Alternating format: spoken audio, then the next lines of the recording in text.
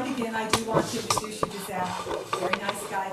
He comes to Conspiracy Brews, which is our Saturday morning discussion group that's gone on for about 4.5 years. And I am determined that before the end of this election, we will change his registration. For those of you who do not know, I hope you can hear me. I have so much to talk with you about. I have chalk in my hands today.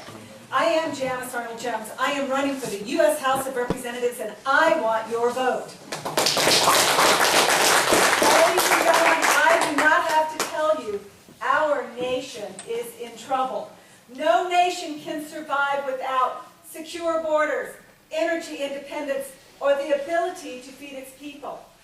No nation can survive when the job producers are taxed and regulated at levels that destroy incentive. No nation survives when it is broke. The decisions that Congress makes in the next 2 years will determine the very survival of our American Constitution and our way of life. Now, just this week, I was in Washington, D.C., and I have a few insights for you. And there's nothing like being on the ground. And so one of the great efforts taking place in Washington right now is to have you change your focus. They are doing everything to get your attention from the economy and our debt to gay marriage. Did they accomplish it? You bet.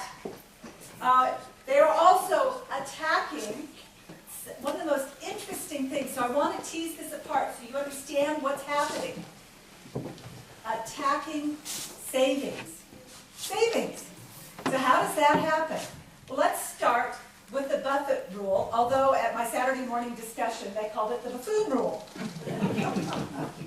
You are only taxed on capital gains if you have done something quite remarkable as a risk taker.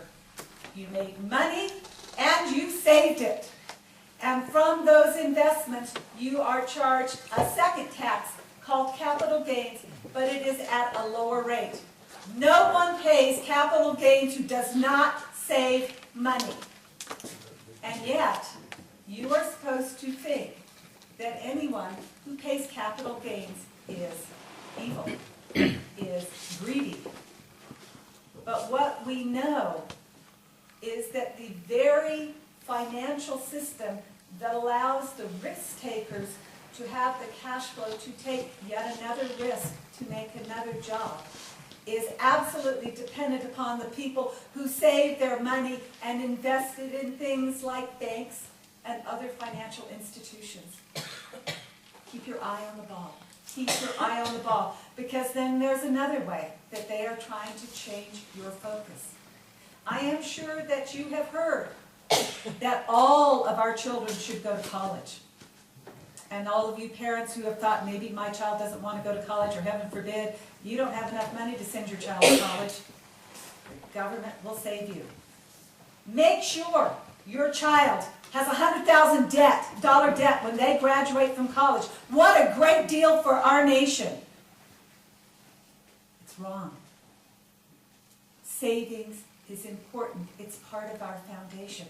And then here's the really sneaky one. Oh, this was in the bowels of Congress. I loved it. The looming tax on your 401ks. Now, what is a 401k? Is it savings? It is savings. It is you planning for you. You being responsible for you. And yet we are discussing penalizing the one thing that we know has literally driven our nation. And we have got to get back to that foundation. And it is a very clear debate between savings and intentionally plunging individuals into debt. And the moment you are plunged into that level of debt, then you become literally servile to the government, a mere servant. This is not the America that I want to live in. But if that was not enough to change your focus, there was a little bit more. I loved it. I loved listening to the discussion on the war on women. Wait, I have to take a poll. Ladies, how many of you feel that there's some something going on out there that is meant to harm you? Raise your hand. Ladies, anybody? You know what I found? And it was across party lines. As we're all looking at each other going, what are you talking about? The war on women? What are you talking about? Because a commentator misspoke and said something that most of us all thought were outrageous, and it was rude. It was rude.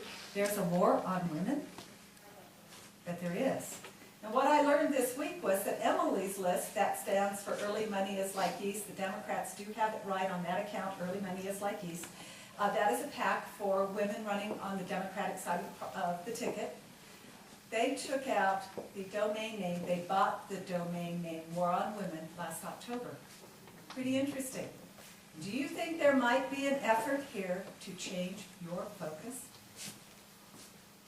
I think there is. Yes. And I'm calling on you today to keep your eye on the ball.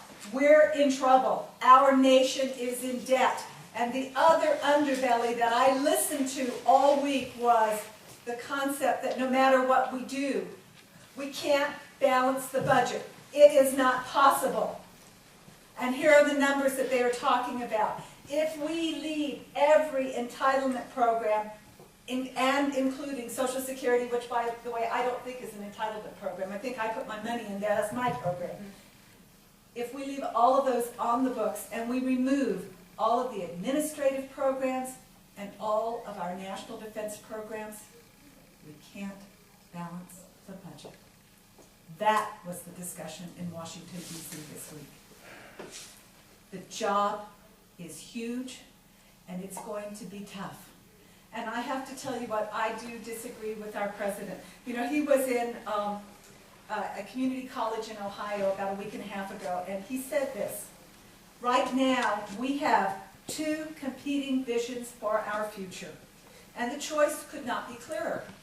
He goes on to say, let me say, those folks, I think that's probably you, those folks on the other side, I am sure they are patriots.